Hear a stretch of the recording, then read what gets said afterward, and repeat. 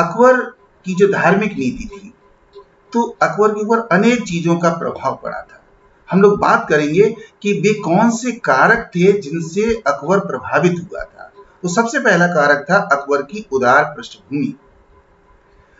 अकबर जिस परिवार से था, जिस वंश से था, उसमें कुछ न कुछ उदार पृष्ठभूमि रही थी। उसके जो पितामह थे, दादा बाबर, उन्होंने समरकंद को प्राप्त करने के लिए फारस के शिया शासक से मदद ली थी और अपने लक्ष्य को प्राप्त करने के लिए शिया रीति रिवाजों तक को अपनाया था। इसके बाद देखें कि अकबर के जो पिता थे, हुमायूं, वो शिया धर्म के प्रति बहुत उदार नीति रखते थे। बैरम खां जो कि एक शिया व्यक्ति थे, उनको वो हिंदुस्तान का चिराग कहते थे। तो कहने का मतलब है कि ये सुन्नी होते हुए भी, हुमायूं सुन्नी होते हुए भी शियाओं के प्रति उदार नीति रखता था। अगली बात थी कि अकबर की जो मां थी, हमीदा बानो, वो स्वयं एक शिया थी। तो कहने का मतलब है कि अकबर एक ऐसे परिवार में था जहां शिया और सुन्नी काफी नजदीक थे। अकबर के जो नाना थे, वो बहुत विद्वान पुरुष थे और बहुत ही उदारवादी प्रवृत्ति के थे। अब इसके बाद देखा जाए कि अकबर का जब जन्म हुआ, उस समय हुमायूं भारत में इधर उधर भटक रहा था और गुजरात के राजपूत राजा के यहां पर उसका पालन पोषण हुआ।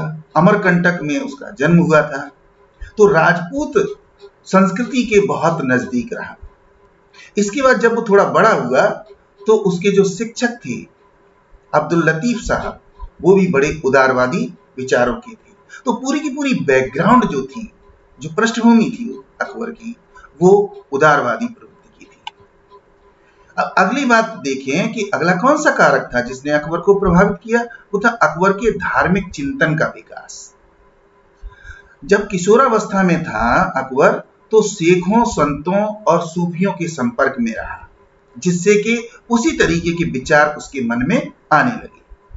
और इसके बाद देखा कि जो मुख्य काजी अब्दुल नबी साहब थे, अकबर उनका बहुत सम्मान करता था। वो इस्लाम की बहुत सारी बातें अकबर को सिखाया करते थे। और इसके बाद देखें कि अकबर जिस समय किशोरावस्था में है, उस समय भारत में भक्ति आंदोलन और सूफी आंदोलन, दोनों आंदोलनों का प्रभाव चल रहा है। मुस्लिम में सूफी आंदोलन चल रहा है और हिंदू धर्म के अंदर भक्ति आंदोलन चला है। इन दोनों धर्मों ने प्रेम का पाठ पढ़ाया और ये नफरत को दूर करने की बात कही, आपस में मिलजुल कर रहने की बात कही, उनका प्रभाव पड़ा। इसके बाद बयाजत और मुनीम खां, ये दो उसके शिक्षक थे जो सुन्नी थे, और तीसरे अब्दुल लतीफ साहब थे। तो इन लोगों ने सुन्नी परंपराओं को बताया। तो उसने भक्ति परंपराओं को भी सीखा, सूफी परंपराओं को भी सीखा, सुन्नी परंपराओं को भी सीखा, शियाओं का प्रभाव भी उस पर था। बैरम खां और अब्दुल लतीफ जो कि शिया थे, उनका भी प्रभाव पड़ा उस पर। भारत में जो धार्मिक जागृति हो रही थी, उसका प्रभाव अकबर के ऊपर पड़ा। तो इस तरीके से वो विशाल हृदय हो गया और उसमें मानवीय गुणों का विकास हुआ। अगली बात है, वो है राजपूतों के संपर्क का प्रभाव। अकबर को बचपन से ही, बल्कि जन्म से ही राजपूतों के संसर्ग में रहने का मौका मिला, जिससे कि वो हिंदू संस्कृति जो राजपूतों के इर्द गिर्द थी, जिसमें राजपूत रचे बसे थे, वो संस्कृति के नजदीक पहुंचा।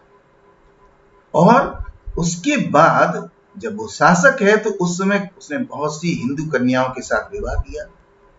जोधाबाई, जिनको हीर कुंवर ही कहा जाता है, वो स्वयं राजा भारमल की पुत्री थी, जो एक बहुत ही जाने माने राजपूत राजा थी। उसने हरम में हिंदू धर्म के पालन को अनुमति दी। मुल्ला और मौलवियों के द्वारा हिंदू धर्म की आलोचना जब की जाती थी, तो अकबर ने उसको नकार दिया। राजपूतों द्वारा शासन तथा व्यवस्था में हर तरीके का सहयोग उसे मिल रहा था, तो वो क्यों ना राजपूतों के नजदीक जाए। बदायूं द्वारा तमाम विरोध किया गया उसके विचारों का, लेकिन इसके बावजूद भी अकबर ने राजपूतों के साथ संपर्क बढ़ाता ही रहा। वो उसका हर एक काम जो है राजपूत करते थे। अगली बात है, अनेक धार्मिक आचार्यों का प्रभाव उसके ऊपर पड़ा। अकबर के दरबार में बहुत सारे धर्माचार्य आते थे और उन धर्माचार्यों से वो बात करता था। इनमें हिंदू आचार्य पुरुषोत्तम और देवा थे, जिन्होंने हिंदू धर्म के बारे में अकबर को बहुत सारी बातें बताई। जैन आचार्यों को अगर हम देखें तो हीर विजय, विजय सेन सूरी, भानुचंद्र उपाध्याय और जय सीमा, ये जैन धर्म के आचार्य थे, जिन्होंने जैन धर्म के आदर्शों को अकबर को बताया था। पारसी धर्म के आचार्य जो थे दस्तूर महायारजी राणा, उन्होंने पारसी धर्म की श्रेष्ठ बातें बताई अकबर को। सिखों के गुरुओं का बहुत बड़ा प्रभाव पड़ा, जो सिख गुरु थे उनकी बातों का बड़ा प्रभाव पड़ा। ईसाई धर्माचार्य थे, उनका प्रभाव पड़ा, और ईसाई धर्म के उपदेशकों से वो इतना प्रभावित हो गया कि उसने आगरा और लाहौर में चर्च बनवाई और मुसलमानों को ईसाई दीक्षा तक देने के लिए उसने अनुमति दे दी कि यदि कोई भी मुसलमान ईसाई धर्म की दीक्षा प्राप्त करना चाहता है तो वो कर सकता है। तो इस तरीके से हम देखते हैं कि चाहे हिंदू धर्म हो, जैन धर्म हो, पारसी धर्म हो, सिख धर्म हो, ईसाई धर्म हो और मुस्लिम तो वो स्वयं था ही, सारे धर्म के लोगों से वो संपर्क बनाकर रखता था और उनकी अच्छी बातों को ग्रहण करता था। तो ये भी एक बहुत बड़ा कारण था उसकी धार्मिक नीति का। अगला अगर आप देखें तो राजनीतिक महत्वाकांक्षा। अकबर बहुत ही महत्वाकांक्षी था और वो जानता था कि धार्मिक समरसता के आधार पर ही राज्य का विस्तार किया जा सकता है और राज्य को मजबूत बनाया जा सकता है। वो स्वयं कहता था कि लंबे समय तक शासन करने के लिए धार्मिक दृष्टि से उदार होना बहुत जरूरी है। अगली जो बात महत्वपूर्ण थी वो थी कि वो राजनीतिक पराकाष्ठा द्वारा सुख भोगने की इच्छा रखता था, तृष्णा थी उसके अंदर कि हम राजनीतिक दृष्टि से बहुत सबल हो जाएं, और इस सब काम के लिए उसे धार्मिक सद्भाव बनाना था। भारत के राज्यों को जोड़ करके, जो भारत तमाम देशी राज्यों में बटा हुआ था, उनको जीत कर और उनको जोड़ करके एक विशाल साम्राज्य स्थापित करना चाहता था। इसलिए अकबर ने उदार धार्मिक नीति अपनाई। अब हम बात करते हैं कि अकबर के जिन विचारों का विकास हुआ उसके मन में, उन विचारों को किस तरीके से उसने क्रियान्वित किया, ये हमें देखना है। अभी हमने आपको 4-5 बातें बताई हैं जिनके द्वारा ये पता चला कि अकबर के ऊपर किन चीजों का प्रभाव पड़ा जिससे कि उसकी धार्मिक सोच उदारवादी हो गई। तो अब बात हम करेंगे कि उसने किस तरीके से उसको क्रियान्वित किया। तो इतिहासकार विंसेंट स्मिथ ने इस पर बहुत अच्छा अध्ययन किया है और उन्होंने काल विभाजन किया है अकबर की धार्मिक नीति का, और इसे 3 कालों में बांटा है। पहला जो चरण है, पहला काल है, वो है 1556 ईस्वी से 1575 ईस्वी तक, और इस समय वो कट्टर मुसलमान के रूप में है। कट्टर सुन्नी मुसलमान का स्वरूप है उसका, जिसको कि वो अपनाता है, 5 बार नमाज पढ़ता है, याहू या हादी का उच्च स्वर में उच्चारण करता है, ख्वाजा मुइनुद्दीन चिश्ती की दरगाह पर प्रतिवर्ष जाता है, मुसलमानों और उलेमाओं का बहुत सम्मान करता है। 1562 ईस्वी में उसने युद्ध बंदियों को गुलाम बनाने पर रोक लगाई। अब 1562 ईस्वी के आसपास उसमें थोड़ा थोड़ा परिवर्तन होना शुरू हुआ।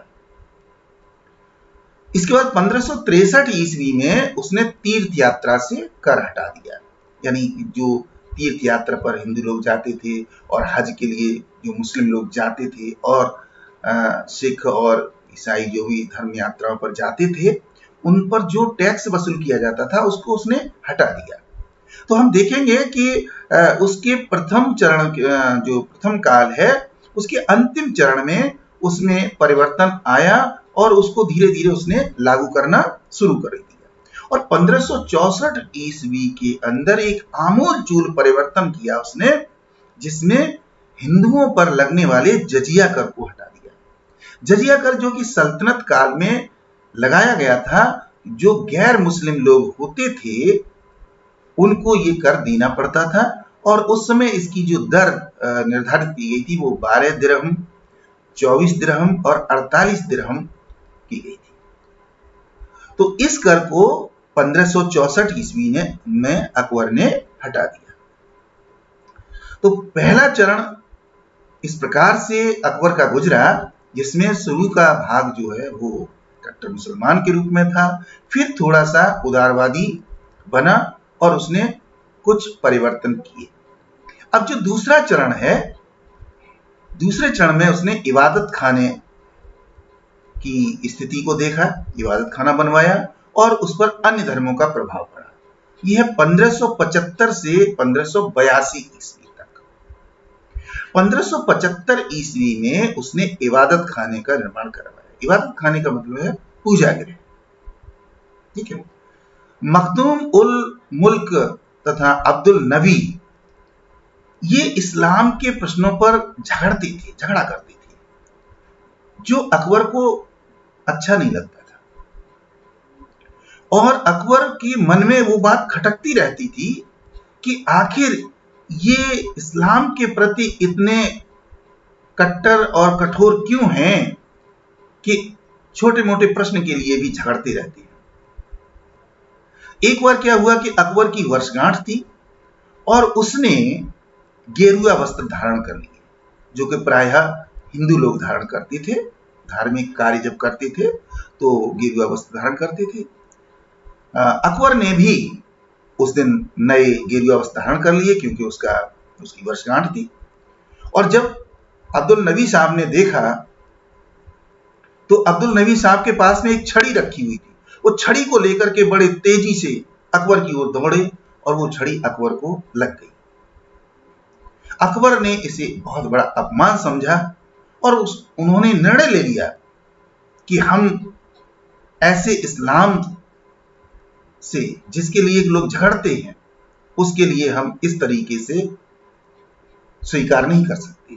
और अकबर को इस्लाम से थोड़ी अरुचि हो, और इसके बाद उसने इबादत खाने में सभी धर्मों के आचार्यों को शास्त्रार्थ करने के लिए, संवाद करने के लिए, विभिन्न मुद्दों पर विश्लेषण करने के लिए बुलाया।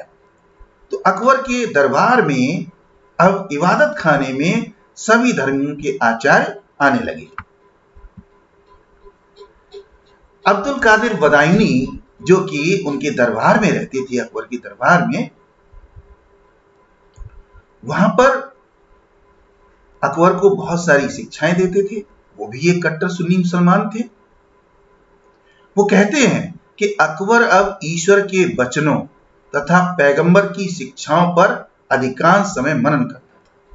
कहने का मतलब है कि ये जो दूसरा पीरियड था, दूसरा काल था, उस समय अकबर जो है वो इस्लाम के साथ साथ दूसरे धर्मों की शिक्षाओं पर भी बहुत चिंतन किया करता था। ऐसा अब्दुल कादिर बदायूनी साहब लिखते हैं।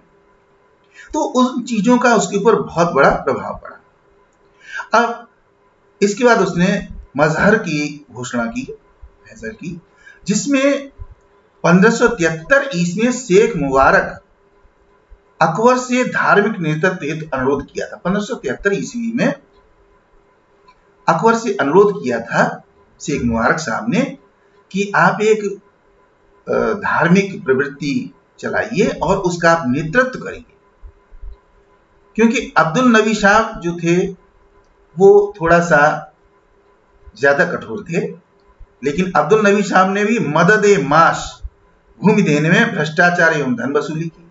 मदद माश का मतलब है लोगों की मदद करने के लिए उनको जमीन के टुकड़े दिए जाते थे, जमीन दी जाती थी जिस पर कि वो खेती करके अपना गुजारा कर ले। तो उसका जो वितरण किया गया उसमें अब्दुल नबी साहब ने भ्रष्टाचार किया, लोगों से पैसे लिए। जब ये बात अकबर को पता चली तो अकबर को अच्छा नहीं लगा और उन्होंने धीरे धीरे अकबर के अधिकार कम करने शुरू कर दिए। लेकिन इसके बाद भी नबी साहब नहीं माने तो अंततः अकबर ने उनको उनके पद से हटा दिया।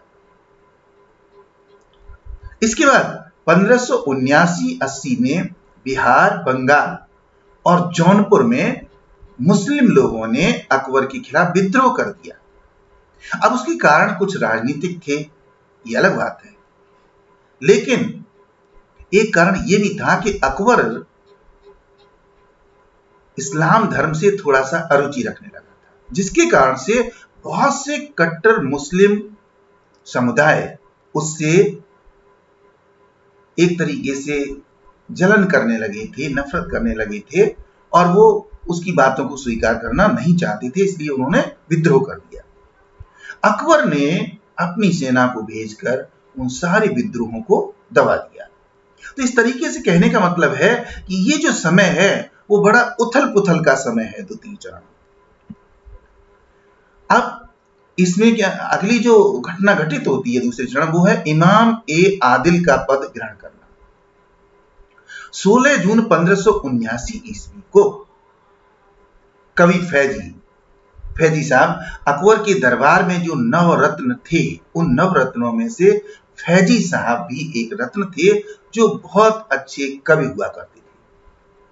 उन्होंने एक कविता लिखी थी और वो कविता खुतबे के रूप में थी, जिसको मुख्य मस्जिद में पढ़ा गया। 16 जून को फैजी के द्वारा लिखे हुए उस खुतबे को जो मुख्य मस्जिद थी उसमें पढ़ा गया। 2 सितंबर 1579 को महजर जारी किया गया। महजर का मतलब फरमान जारी किया गया, जिस पर मुस्लिम विद्वानों ने हस्ताक्षर भी किए। यदि मुस्लिम उलेमाओं में इस्लाम के विषय पर असहमति है तो साम्राज्य के हितों को ध्यान में रखते हुए बादशाह अंतिम निर्णय लेंगे। मतलब उसमें फरमान में ये लिखा गया, महजर में ये लिखा गया कि अगर मुस्लिम उलेमा इस्लाम के विषय में एक मत नहीं है किसी भी मुद्दे पर, तो अंतिम निर्णय साम्राज्य के हितों को ध्यान में रखते हुए बादशाह के द्वारा लिया जाएगा, अर्थात अकबर के द्वारा लिया जाएगा। और ये जो निर्णय हुआ, इसी निर्णय से ये माना गया कि अकबर इमाम ए आदिल बन गया। इमाम ए आदिल का मतलब है कि धर्म के क्षेत्र में अंतिम निर्णय लेने का अधिकार प्राप्त करना। विंसेंट स्मिथ लिखते हैं कि वह पैगंबर बनना चाहता था, इसलिए उसने ऐसा किया। जबकि वुल्जले हेग कहते हैं कि वो पोप और राजा दोनों ही बन गया था। कहने का मतलब है एक ही समय के अंदर वो राजनीतिक सर्वोच्च पद पर भी था और धार्मिक दृष्टि से भी वो सर्वोच्च पद पर था। राजा और पोप, जो यूरोप में पोप जो है ईसाई धर्म का सबसे बड़ा पैगंबर माना जाता है, व्यक्ति माना जाता है, और राजा राजनीतिक दृष्टि से सबसे अधिक व्यक्ति माना जाता है, उसको संप्रभु की संज्ञा दी जाती है। तो हेग ये लिखते हैं कि वो दोनों ही शक्तियां उसने प्राप्त कर ली। 1580 ईस्वी में अबुल फजल द्वारा एक अधिकार पत्र जारी किया गया और इस अधिकार पत्र को इस्लाम के सभी नेताओं ने स्वीकार किया। तो कहने का मतलब है कि दूसरे चरण में के अंतिम भाग में अकबर जो है वो धार्मिक दृष्टि से भी बहुत बड़ा अधिकारी बन गया, अध्यक्ष बन गया एक तरीके से। अब इसके बाद तीसरा चरण शुरू होता है 1582 से 1605 ईस्वी तक, और इस चरण के अंदर दीन ए इलाही की स्थापना करता है। दीन ए इलाही का मतलब है ईश्वर का धर्म। एक नवीन धार्मिक विचारधारा को अकबर चलाता है, जिसको कि दीन ए इलाही नाम दिया जाता है। अकबर कहता था, उसकी धारणा थी, उसका विचार था कि किसी भी साम्राज्य में जनता अनेक धर्मों में विभाजित हो तो आपस में मतभेद उत्पन्न होता है। अतः सभी धर्मों की अच्छाइयों के साथ समन्वय करके एक धार्मिक विचारधारा होनी चाहिए। कहने का तात्पर्य यह है कि अकबर ये कहता है कि एक साम्राज्य के अंदर एक धार्मिक विचारधारा हो तो आपसी सद्भाव बना रहता है और साम्राज्य सुदृढ़ रहता है तथा लंबे समय तक चलता है। इसलिए साम्राज्य में एक धर्म होना चाहिए। और इसके कारण उसने क्या किया है कि सभी धर्मों की अच्छाइयों को लेकर के उसने एक धर्म बनाया और उस धर्म को नाम दिया दीन-ए-इलाही। 1582 ईस्वी में जब काबुल अभियान से लौट करके वापस आया वो आगरा में अपनी राजधानी में, तब उसने इस धर्म की स्थापना की और इसको ईश्वर का धर्म माना गया। अब इस धर्म के अंदर 3 खास बातें उसने सबसे ऊपर रखी, 3 खास बातों को आधार बनाया। वो क्या थी? पहला, यह धर्म रहस्यवाद पर आधारित। पहली बात थी कि वो रहस्यवाद पर आधारित होगा। और अगली जो बात होगी वो होगी अध्यात्म विद्या, स्पिरिचुअल नॉलेज, दूसरी बात होगी। और तीसरी बात होगी प्रकृति पूजा। यहां देवी देवताओं की पूजा नहीं होगी, बल्कि प्रकृति की पूजा होगी। सूर्य की पूजा होगी, अग्नि की पूजा होगी, पृथ्वी की पूजा होगी, वायु की पूजा होगी, जल की पूजा होगी। तो इन 3 तत्वों का मिश्रण अकबर ने बताया कि हमारा धर्म होगा रहस्यवाद। रहस्यवाद का मतलब जिसमें हम तमाम चीजों पर विचार करेंगे और सबसे उपयुक्त तर्क को मान्यता देंगे। और इसके बाद आध्यात्मिक ज्ञान और विद्या की बात करेंगे और प्रकृति की पूजा करेंगे। ये 3 आधार प्रमुख रूप से माने गए। अब दीन-ए-इलाही के अंदर वैसे तो बहुत विस्तृत उसकी विचारधारा थी, लेकिन यहां पर इस वीडियो के अंदर हम कुछ बातें आपको बताएंगे। बाकी बातें हम एक अलग वीडियो बनाएंगे जिसमें हम दीन-ए-इलाही धर्म की पूरी चर्चा करेंगे, पूरी बात उस पर करेंगे। यहां पर कुछ बातें बताएंगे आपको जिसमें जो स्वीकार की गई थी उसमें ईश्वर एक है और उसका पैगंबर अकबर है। ईश्वर एक माना गया, एकेश्वरवाद की विचारधारा स्वीकार की गई और अकबर को उसका पैगंबर माना गया। अगली जो बात थी कि जो इसके अनुयायी बने वो पारस्परिक अभिवादन में अल्लाह अकबर तथा जल्ले जलालहू कहेंगे। ये निर्णय लिया गया कि जो भी इसको स्वीकार करेगा वो अभिवादन में एक दूसरे से जो धर्म के आधार पर अभिवादन वाक्य चलते हैं उनके स्थान पर 2 वाक्य होंगे, अल्लाह अकबर अथवा जल्ले जलालहू। तीसरी जो महत्वपूर्ण बात रखी गई वो थी कि हम अपने जीवन काल में ही मृत्यु भोज करेंगे।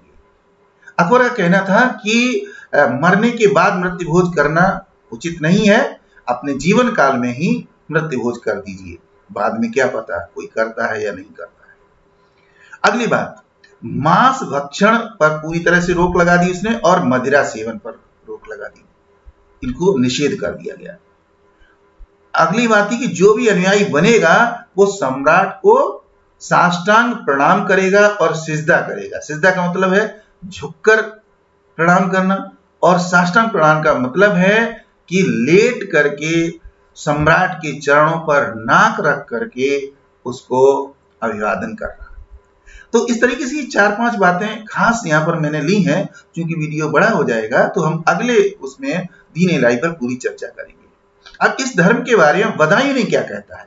बदायूं ने कहता है कि धन संपदा, मान सम्मान, जीवन तथा धर्म का सम्राट के प्रति बलिदान करना, मतलब इन 4 चीजों का बदायूं ने कहता है कि अकबर ने अपने अनुयायियों को 4 चीजें बलिदान करने के लिए कहा था। पहली चीज थी धन संपदा, दूसरी चीज थी मान सम्मान, तीसरी चीज थी जीवन और चौथी थी धर्म। इन सभी को बलिदान करना है और जो जितना बलिदान करेगा वो उसी दर्जे का अधिकारी होगा। जैसे अगर किसी ने 1 बलिदान किया तो 1 दर्जे का अधिकारी, 2 बलिदान करने वाला 2 दर्जे का अधिकारी, और 3 बलिदान करने वाला तीसरे दर्जे का, और सबसे उच्च स्तर पर चारों चीजें बलिदान करने वाला होगा। तो इस तरीके से दीने इलाही में पीर, पैगंबरों और देवी देवताओं का कोई स्थान नहीं था। वहां पर केवल ईश्वर, एक ईश्वर को माना गया, प्रकृति को माना गया, और रहस्यवाद को स्वीकार किया गया, आध्यात्मिक विद्या को स्वीकार किया गया। तो इस तरीके से आज हमने विचार किया है अकबर की धार्मिक नीति का। यदि आपसे सवाल पूछा जाता है कि अकबर की धार्मिक नीति क्या थी, तो आप तक मैंने जानकारी पहुंचाई है। यदि आपको हमारी जानकारी अच्छी लगी है तो वीडियो को लाइक और शेयर जरूर कीजिए। आपने हमारे इस वीडियो को देखा, इसके लिए बहुत बहुत धन्यवाद। इसी तरीके से अध्ययन करते रहिए। Good luck, goodbye, thank you very much.